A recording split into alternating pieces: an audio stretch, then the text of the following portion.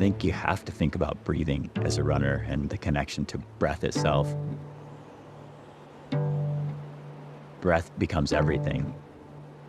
It's the thing that sustains us. And so why do we care about air?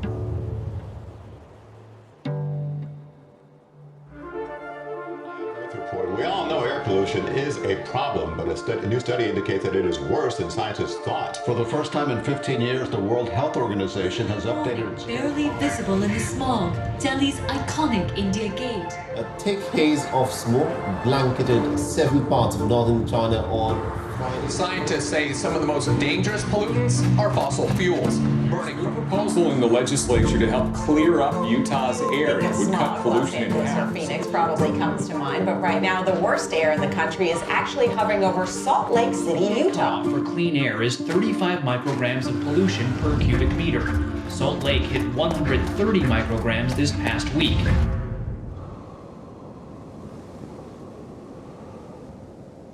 I think we've got about 3 minutes. We just wanted to say a few things before you start.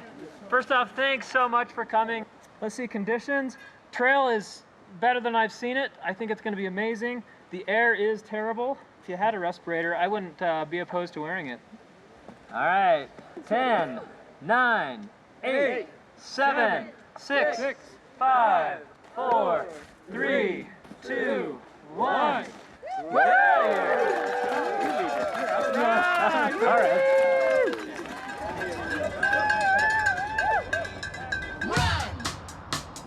We are here in beautiful Utah, Church Fork, Salt Lake City, for the 7th annual Rufa. Weather's holding nice, and we've got 160 runners that are gonna run up this peak as many times as they possibly can. Got a great crew out here this morning to make sure what goes up also comes down and then goes back up again and then comes down and up and down and up and down. This is never a wise choice to run up and down a 3,000-foot peak as many times as you can, but it sure is a fun choice. We're doing running up for air, the 6-hour, we're on our second lap now. Is it Sunday yet? I want to quit. It's kind of an extreme event. How is that? It's good, I can't see you. The numbness, the pain. Eventually I've checked out. I just need to get my body down. Yeah. So tell me about the air in Salt Lake City. It's so bad that I live in Virgin, Utah. You know, my wife's a big trail runner, but she didn't even sign up for this race because she thought it might be a bad air day and she couldn't run. Running Up for Air is a fundraising event for Breathe Utah. We're trying to get some money for this group that works on air quality issues for Salt Lake, and at the same time do what we do best, run up and down mountains. I'm not exactly sure how many times I've been out for Rufa. Those early ones were pretty wild. I mean, it would be a group of us meeting with Jared. The aid station was the back of his car, and we'd do laps until we were toast, and then Jared would keep going. What's your reason for getting out here and doing this? A couple reasons. One, I love Jared Campbell. I wish Jared would get some T-posts and some placards, and we could just like put them along the trail with all the little air facts, you know. This is really the Jared Campbell fan club. You didn't come here for the neighborhood turkey trot, did you? A lot of people have like seasonal depression, right? And in the wintertime they get bummed out. Well, put a race on your schedule in February, which will force you to get out and train, and you find yourself a really happy person through those months that a lot of people aren't that happy. I love running in the winter.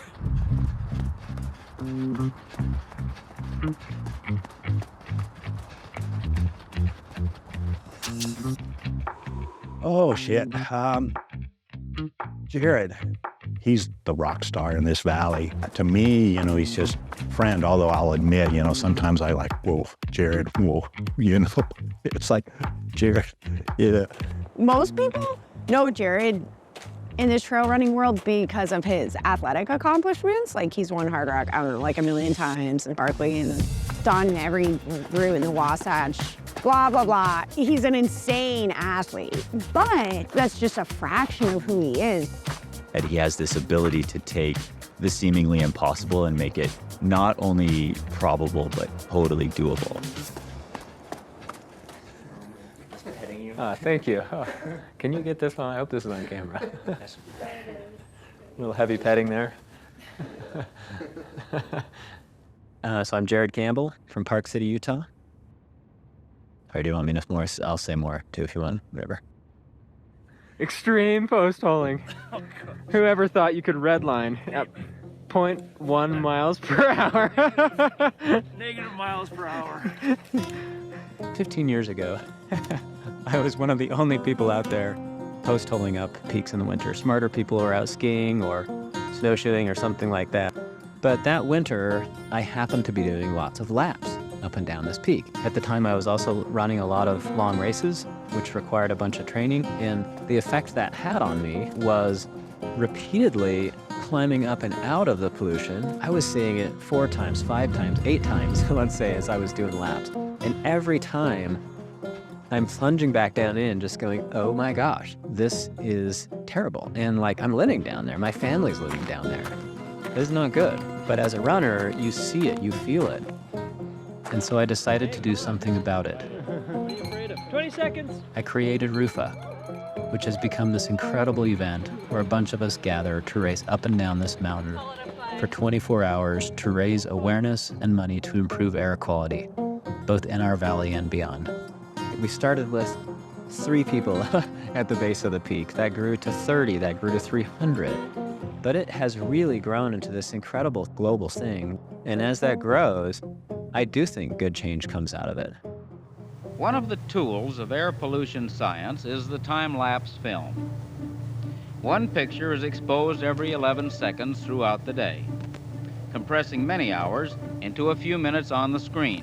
Several years ago, I just wanted to capture time-lapse imagery of what I see up here. You can see the buildup of an air pollution episode when the temperatures drop in the valley, the pollution will start to build. And as the sun rises up, you'll see also it really build and sort of lift up. I'm sure there's some temperature component to that, where that pollution level builds up and it'll like flow into the canyons. The pollution fills in below the base of the inversion. As the hours pass, the inversion slowly rises. Until you compress time to where you're watching, the daylight hours of a day in the winter squished down to 20 or 30 seconds, you can't see that. The pollution sort of lapping up on the foothills here, much like waves lap up on a beach.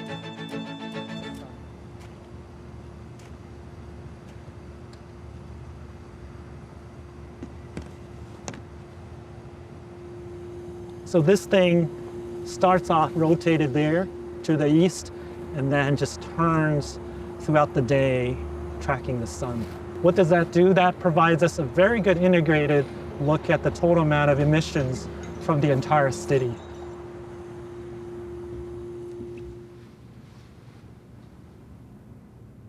I gotta think the runners are among the most keenly aware of this problem because they need to breathe, right?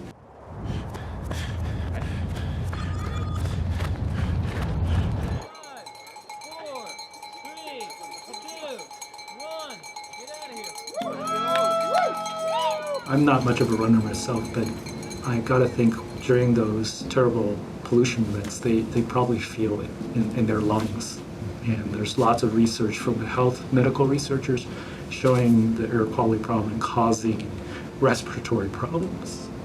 And that is such an important part of running. It affects kids more because their lungs are still developing. I'm a father, I have small kids. It's also personal for me, right? I just decided on a whim to sign up for this. It's nice to be out here with all these other people to raise money for Breathe Utah. There's some bills that we're fighting and some we're opposing this legislative session because it really can be infuriating with the air quality in Salt Lake where you feel like you can't do anything. And so it's really cool that Jared Campbell started this event as a way to get the ultra running community involved.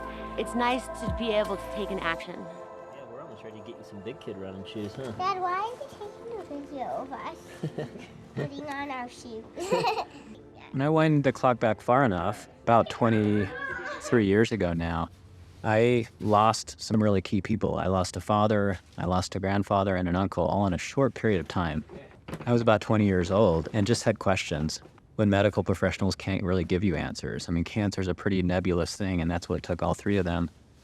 At the time, there wasn't a ton of research out there about the effects of air pollution, but living in Salt Lake City, that's just part of your life. Like, you just know in the winter that we have these crazy episodic events of really bad, unhealthy air. Fast forward a handful of years, and I'm married and about to bring children into the world, and I kind of came back to that set of questions, you know, like, what is this? What am I bringing a child into from a health standpoint? And that's kind of where it started. And I said, how do I take this thing that I'm experiencing and this training that I was doing and turn it into something good?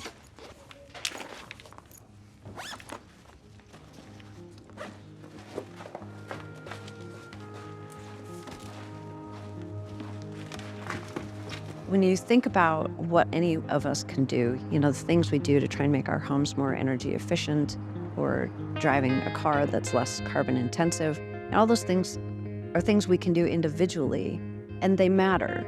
But it's the work that we do collectively that really matters so much more. I think it is really important to have actions that come from the ground up, to be based in the community and have people be working together on a common goal.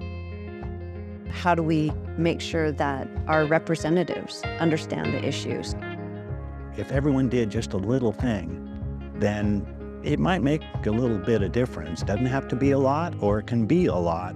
You can be raising hell all over the world, or you can be someone that decides to not idle your car while you're waiting for your kid at school.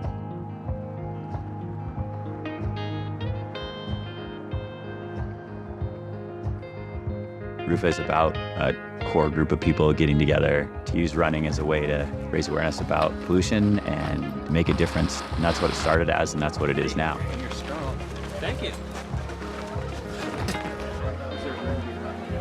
About to run this 6 hour RUFA. The AQI is 145 and means there's a lot of particulate matter in the air. All right, good? Yeah, that's good. We should start our thing like right in like 7 minutes, because we seem to run long like last time we did. Yeah. 10, 9, 8, 7, 6, 5. Everybody has a starting point. The first mile is often the hardest because your mind knows what's ahead. It's the preparation and seeing the big vision that keeps you going in those early miles. And as you chip away at the thing, you find yourself 50 miles in, halfway through, right? And all of a sudden, you can start to see where you're trying to go.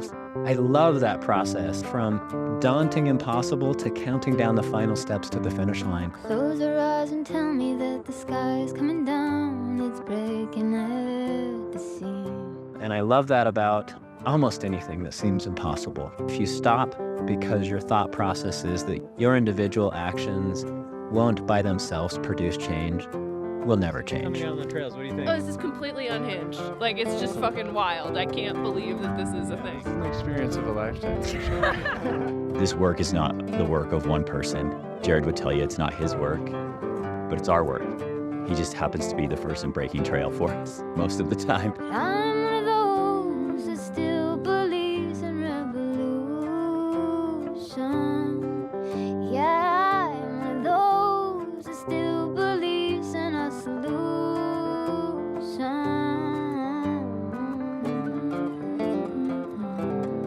We accomplish these things that seem almost impossible. In fact, most humans never show up to the start line, right? The thought of running 50 miles, 100 miles just seems too hard. Many of the environmental issues are very similar. To a lot of folks, they just don't even know where to start and don't. And I think Running Up for Air is trying to take that same mindset and say, I'm going to do something about it. I'm going to go chip away at this. Don't you tell me this is how the world is gonna end. I wanna fall. With people like Jerry Campbell at the helm and all these other smart people working, we'll get there. I don't know where there is, but I have hope. Like, I don't think we're doomed. Trying to put a value on air is impossible. And as a human, it drives your life force. And so why do we care about air? Because we care about people. When you see someone take their last breath, that changes you. When you see someone take their first breath, it changes you. And when you think of a whole community not being able to breathe, when you're standing on the top of grandeur looking at them struggling, it changes you. But long ago I made a pact and I intend to keep it. As long as I am breathing, I'm gonna keep believing. Long ago I made a pact, I intend to keep it. As long as I am breathing, I'm gonna keep believing. That from far away, yeah, it's amazing.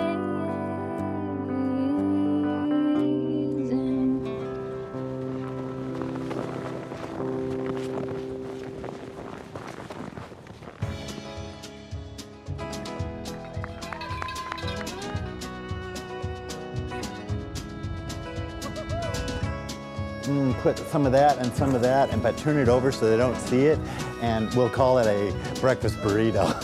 Because there ain't no Denny's nearby, so it's us or nobody. In the dark of morning, I'll catch a leaving train. I'll ride the box of coal, well, I'll feel that thunder's ring. You gonna do another lap? Yeah. Really? Yeah. Sick! I'm proud of you, little lady. Am I rubbed in? As much as this stuff rubs in, yeah. Yeah. Back to the rising sun, the rising sun, the rising sun. Back to a place not easily forgotten. Don't wanna cry no more, no cry no more, no cry no more. Come rest your head, come walk within the garden. Yes, I hear, well, I hear your mother calling.